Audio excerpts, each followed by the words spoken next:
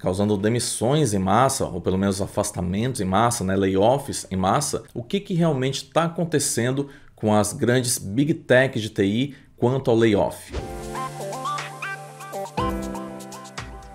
Fala Guerreiro Jedi, professor Márcio Santos aqui, e hoje o assunto foge um pouco do tradicional. A gente vai falar sim sobre TI, mas só que com a pegada um pouco mais voltada para a parte da economia. Afinal de contas, se a gente vai tratar sobre esse tema que eu separei para você, a gente precisa entender um pouco da economia nacional e também da economia mundial. A gente vai falar a respeito de layoffs em grandes empresas de TI, layoff em Big Techs. Se esse termo é novo para você, vai aí uma pequena explanação. Layoff é como se fosse um acordo entre uma empresa e os seus funcionários quando a empresa está um pouco mal das pernas ali, passando por algum tipo de dificuldade financeira e decide fazer uma pausa no contrato de trabalho. Ou seja, o funcionário ele deixa de trabalhar na empresa por um período que pode ser de 2 a 5 meses mais ou menos, depende aí da legislação trabalhista do país. Então cessa ou diminui o ritmo de trabalho, fazendo com que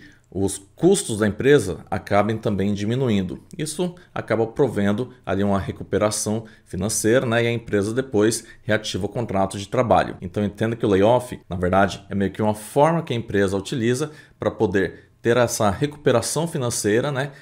Deixando o funcionário afastado, mas sem propriamente demiti-lo. Porém, aquele negócio. Se o cara está afastado, ele já entende que as finanças dele também estarão comprometidas. E tem aquele detalhe, né? Se ele entrou na lista do layoff, possivelmente ele vai ficar com aquela pulga atrás da orelha. Será que eu estou nessa lista porque a minha mão de obra não está sendo tão bem vista pela empresa? Será que quando tiver uma demissão de fato, eu vou entrar nessa lista de demissões? Isso tem causado um pânico total, principalmente dentro do segmento de TI, porque as pessoas vêm trabalhando, né, vêm formando seus portfólios, vêm fazendo faculdade, fazendo cursos, se especializando, e quando acaba surgindo esse tipo de notícia, né, de layoff em grandes empresas de TI, layoff em Big Techs, todo mundo entra em pânico e é normal. Afinal de contas, poxa, eu estou me especializando para poder trabalhar dentro da área de TI e estou vendo as grandes empresas de TI causando demissões em massa, ou pelo menos afastamentos em massa, né, layoffs em massa. Será que eu estou indo realmente na direção certa? Esse vídeo vem justamente resolver esse dilema e te explicar o que realmente está acontecendo com as grandes Big Tech de TI quanto ao layoff. Então queria deixar bem claro para você, esse vídeo ele vai ser um pouco mais denso quanto a conteúdo voltado para a parte da economia. A gente vai falar sim de TI, mas só que a parte da economia é a parte preponderante dentro desse vídeo. Então quero que você entenda que eu estou desviando um pouquinho do foco do canal para que você entenda o que de fato está acontecendo por trás dessas Big Techs ou até mesmo empresas de pequeno e médio porte quanto a desenvolvimento de software e contratação / demissão de funcionários de TI. Bom, vamos lá então, para um conteúdo um pouco mais pesado, tá? A gente não vai falar aqui de economia tão básica, né? Economia do dia a dia. A gente vai falar de uma economia um pouco mais pesada. Eu peço que você não assista esse vídeo de forma acelerada, para que você entenda o passo a passo. Afinal de contas, é o seu futuro emprego que pode estar em jogo ou seu atual emprego que pode estar aí na corda bamba. Então é importante que você entenda realmente tudo o que está acontecendo. Primeiro, vamos falar aqui de alguns dados, tá? O FMI, que é o Fundo Monetário Internacional, ele falou que em 2023 haveria uma grande recessão em todos os segmentos da economia, não só no segmento de computação, mas todos. Se você está meio em dúvida sobre o que é o FMI, talvez você se lembre, né, se você tiver mais de 35 anos principalmente, você talvez se lembre que o Brasil tinha uma grande dívida internacional lá na década de 90, devia para um banco internacional, para um fundo internacional, que era justamente o FMI. Essa dívida entre os anos de 2000 e 2010 mais ou menos foi praticamente eliminada, né? Foi paga, né? Ficaram alguns resquícios aí para trás, mas só que não vamos entrar nesses detalhes. E esse fundo internacional, esse Fundo Monetário Internacional, é uma instituição que realmente enxerga a economia de uma forma global. Afinal de contas, esse fundo é o cara que empresta dinheiro para outros países. O Brasil, inclusive, era um devedor desse fundo até o final da década de 1990. Estou te falando isso para você entender que quem falou que teria uma grande recessão em 2023 e talvez ali 2024 foi o Fundo Monetário Internacional. Não sou eu que estou falando, não é qualquer pessoa que está falando. Quem está falando é o cara que empresta grana para o mundo inteiro. E talvez isso te dê um certo pânico, mas se você parar para analisar, a gente já teve algumas crises, especificamente dentro da computação. Vou listar algumas aqui só para te refrescar um pouco a memória. Finalzinho da década de 1990.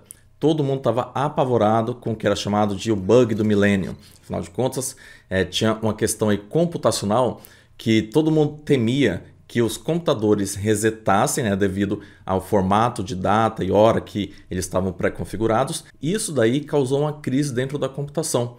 Uma crise que fez com que muitas empresas investissem pesado para conseguir manter os seus dados salvos, seguros, enfim. E aí, no final das contas, esse bug do milênio não aconteceu. Tudo continuou da forma que estava, os dados não foram resetados, não foram apagados, não foram excluídos. Mas até que chegasse nesse ponto, ocorreu uma grande crise dentro da computação. Quem conseguiu se beneficiar foram as empresas que ofereceram algum tipo de salvaguarda para quem estava com este receio. Mas, de contrapartida, o mercado como um todo estava só gastando grana para poder manter os dados salvos. Em 2008, aí teve uma crise que abalou a todo o mercado. Começou essa crise lá nos Estados Unidos, que foi a bolha de 2008. Essa bolha ela iniciou lá em 2001, devido aos atentados de 11 de setembro, aquele negócio todo, e ela foi evoluindo até que em 2008 ela explodiu. E aquele negócio, os Estados Unidos, devido a ser uma grande potência mundial, tudo que acontece lá acaba repercutindo para todos os outros países, principalmente aqueles países que têm bom contato comercial com os Estados Unidos. Resultado, o Brasil também sofreu com isso lá para 2009, 2010, e essa evolução de sofrimento foi carregada até mais ou menos 2014, que aí aconteceu uma grande crise envolvendo também parte política aqui do país, uma grande crise em 2014 que durou até 2015, 16 mais ou menos, e causou um estrago terrível na economia do país, causando demissões, grandes demissões, fechamentos de grandes empresas. Na época eu lembro que muitos dos meus clientes mesmo fecharam as portas porque foi uma crise terrível aqui dentro do Brasil. E agora essa crise de 2023 que vai ser novamente uma crise mundial. Mas vamos entender o que está originando essa crise de 2023 de acordo com o FMI. De acordo com o Fundo Monetário Internacional, o efeito pós-pandemia está sendo um dos principais causadores dessa crise. O motivo é bem simples. Muitas empresas se prepararam de uma forma ferrenha no período de pandemia para algo que poderia acontecer no pós-pandemia. Só que, infelizmente, as empresas apostaram alto que as tecnologias continuariam sendo usadas na mesma intensidade, a requisição pela computação continuaria sendo feita na mesma necessidade, na mesma intensidade, só que a grande verdade é que isso não aconteceu em grande parte dos casos. Resultado, essas empresas que acabaram investindo pesado para poder se preparar para uma situação de pós-pandemia, acabaram tendo os seus investimentos meio que congelados, parados, porque a economia voltou ao normal, o mundo meio que voltou ao normal pós-pandemia. Então essas empresas sentiram no bolso o peso de terem investido pesado em alguma coisa que acabou virando um projeto de gaveta. Não estou falando que isso daí foi de uma forma global. Afinal de contas, hoje em dia, a gente fala de ter uma reunião, a gente já pensa no Google Meet, no Zoom, enfim, a gente entende que a pandemia, querendo ou não, teve esse aspecto de nos mostrar que muita coisa poderia ser virtual, mas só que nem tudo ficou de fato no virtual. E aí essas empresas que tinham se preparado com projetos grandiosos tiveram que engavetar os projetos, e projeto guardado dentro de gaveta significa dinheiro congelado, ou seja, crise. E tem mais um detalhe: muitas empresas perceberam na pandemia que conseguiriam continuar trabalhando no formato home office. Empresas que ocupavam aí uma laje comercial inteira perceberam que, poxa, precisava apenas de uma sala pequena para ser a parte administrativa, enquanto todo o restante da equipe, dos funcionários, da equipe de desenvolvimento, falando de software mesmo, poderia trabalhar remotamente, de casa, né? O pessoal entendeu que esse formato remoto funcionou bem na pandemia e poderia continuar funcionando. E aí começa um grande problema também. Pensa só, uma grande empresa que ocupava uma laje comercial inteira, percebeu que poderia ficar no home office, deixou de ocupar essa laje, deixou de alugar este imóvel, deixou de pagar aluguel. Resultado, o proprietário, geralmente são fundos, né? Mas os fundos proprietários desses imóveis perderam muita verba, perderam muita receita. E o resultado final disso é aquele efeito de bola de neve. Se o fundo perde grana, então os acionistas que estão investindo naquele fundo perdem dinheiro. Se eles perdem dinheiro, deixam de investir no mercado. Se deixam de investir no mercado, a economia começa a girar mais lentamente e isso vai gerando aquele efeito bola de neve. Mas o fator que deve ser observado também é o efeito outsourcing, que nada mais é do que uma terceirização. Países de primeiro mundo, né, países desenvolvidos, eles acabaram percebendo que no home office, né, no período de pandemia, era muito mais prático, muito mais barato terceirizar algumas operações para pessoas, freelancers, de países em desenvolvimento, como o Brasil, por exemplo, Índia e outros países. Afinal de contas, compensa muito mais para uma empresa norte-americana contratar um brasileiro para fazer um software ou uma API, uma parte do algoritmo, pagando um valor que para o brasileiro é um valor alto, mas para o norte-americano é um valor baixo, devido à desvalorização do real em detrimento ao dólar. A mesma coisa funciona com outros países.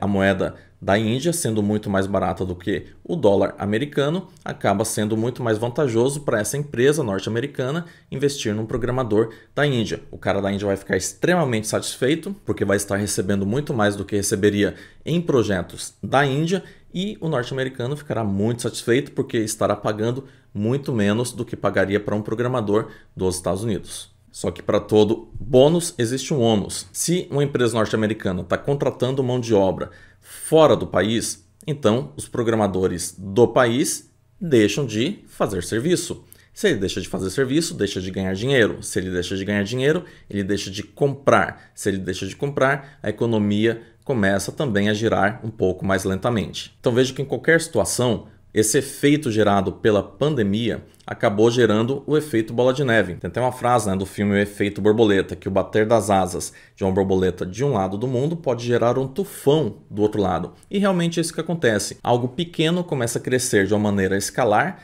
e exponencial e acaba meio que dominando o mundo inteiro. E aí a gente acaba nesse cenário de uma crise mundial que está aí em 2023 e tende a piorar mais para o final do ano, começo de 2024, enfim. E nenhuma empresa vai escapar, inclusive as Big Techs. Digo isso porque empresas como Google, Facebook, Amazon já estão fazendo layoff. Tem até dados de um site, né, o Layoffs, você pode dar uma verificada, vou deixar o link direitinho aqui para você. Você pode ver a quantidade de demissões que ocorreram só em 2022. Em 2022 foram praticamente 160 mil demissões em todo o mundo nesse padrão de layoff. Então o negócio está tomando conta de tudo, não é simplesmente de empresas de TI, mas de qualquer empresa que esteja ativa dentro do mercado. Se esse conteúdo está fazendo sentido para você, então não marca bobeira, já clique em curtir e se você ainda não está inscrito aqui no canal, eu já te convido a se inscrever, ativando também as notificações, porque só assim você passa a receber conteúdos como esse que extrapolam o mero fator tecnologia, né? Que a gente vai um pouco além, né? Aqui o tio Márcio fala um nível mais hardcore com você, para que você entenda os bastidores da computação de verdade. Então, se você não é inscrito, clique no botão para se inscrever e não esquece, ativa as notificações, não vai dormir na selva, né? Então, queria deixar dois recados aqui bem enfáticos para você. Primeiro, esse tipo de crise é algo normal, né? Lógico, não é algo bom, mas é algo normal que está acontecendo, vai continuar acontecendo. De tempos em tempos você vai ver essas nuances acontecendo de crise dentro de algum segmento específico, de crise a nível mundial. E nesse caso, como a TI sempre está a cada dia mais, né, ficando em evidência, a tendência é que ela acabe sendo muito mais afetada por essas crises que vão acontecer de tempos em tempos. Para você ter uma noção, isso acontece aqui dentro do Brasil a cada 45 dias. E isso, se você estiver ligado dentro da parte econômica do país, você já entende e sabe do que eu estou falando, né? Uma forma que o governo faz para controlar a inflação é justamente fazer esses pequenos picos de ajuste na taxa de juros, tá? Une-se lá o Copom, né? o ministro da Fazenda, mais algumas pessoas ali, Banco Central, enfim, e definem a taxa de juros para o próximo período de 45 dias. E isso influencia diretamente na economia. Então, quando a inflação está em alta, a taxa de juros é ajustada. Quando está muito em baixa, porque a inflação em baixa também acaba causando um gargalo, tá? Quando está muito em baixa, a taxa de juros é ajustada e aí tudo começa a normalizar. E, cara, entende o seguinte, esse tipo de informação você tem que deter. Você não pode simplesmente falar assim, sou um programador, né, vou trabalhar lá como funcionário e tal, e achar que você está isento, né, de ter esse conhecimento. Você tem que correr atrás. Você tem que pesquisar a respeito do assunto, entender o que está acontecendo. Todo programador freelancer de perfil empresarial tem esse tipo de visão. Então a gente não enxerga de fato como um funcionário, a gente não enxerga como um autônomo, a gente enxerga como empresa. Então, na hora que você passa a ter esse tipo de visão, o seu leque de raciocínio quanto à sua atuação como um todo dentro da economia muda, né? Porque você está enxergando como empresa. Isso daqui é só um dos quês de ser um programador freelancer de perfil empresarial. Se você não sabe nada sobre isso, sobre o que é programador freelancer de perfil empresarial, esse perfil de programação que ganha relativamente mais do que muita empresa de software, vou te convidar para participar de uma mentoria que eu faço algumas vezes por ano, tá? Estou deixando o link dela aqui na descrição. Nessa mentoria eu te ensino o caminho para que você seja um programador freelancer de perfil empresarial e entenda de fato como que você consegue faturar como empresa, mesmo sendo um programador freelancer, trabalhando aí da sua casa. É uma mentoria online que eu faço algumas vezes por ano. Então o que você vai fazer? Você vai entrar nesse link, vai fazer a sua inscrição nessa mentoria e aí quando ela for ocorrer, você vai entender direitinho como ser um programador freelancer de perfil empresarial e faturar, de fato, muito mais do que qualquer funcionário de programação e até mais do que empresa de programação. Estou falando sério. Vou te mostrar esse passo a passo nessa mentoria, é só você se inscrever. Entenda que você não pode ter uma única fonte de renda. Se você é funcionário, você tem uma fonte de renda. Se a sua fonte de renda ela seca, já era. Você está fora, você caiu no layoff e aí não tem muito o que fazer, né? Vai ficar desempregado, vai ficar aí na dependência, no seguro-desemprego, enfim. Mas se você for para o segmento de programação freelancer, as suas chances de sentir esse impacto são muito menores mesmo. E às vezes você nem sente, né? Se você trabalhar da forma correta, você nem sente nenhum tipo de impacto. Mas não adianta ser freelancer qualquer, né? Tem que ser freelancer de perfil empresarial. Bom, espero que esse vídeo tenha sido esclarecedor para que você entenda o que está por trás desses grandes layoffs nas big techs, para que você não fique simplesmente vendido aquilo que chega no seu ouvido. Mas a TI está desandando, a TI não dá certo, a programação não funciona, isso, aquilo. Coisas que as pessoas falam sem ter a base de conhecimento para entender o que está acontecendo. E veja que a gente foi aqui num nível bem profundo para que você conseguisse de fato entender tudo o que está por trás desses layoffs em Big Techs. Se você quer que eu aprofunde um pouco mais nesse mesmo tipo de assunto, escreve aqui nos comentários, né? Ô professor, fala mais a respeito disso, tal, fala mais sobre tal assunto que eu não entendi, tal assunto aqui me interessou bastante. Escreve nos comentários e aí eu gravo novos vídeos falando direitinho, mais detalhadamente sobre cada um desses assuntos e como que a economia como um todo afeta você, que é programador. Como complemento desse assunto, estou deixando esses dois vídeos do lado, recomendo que você veja com certeza esse daqui, ele precisa ser assistido. Fechou? Grande abraço, que a força esteja com você.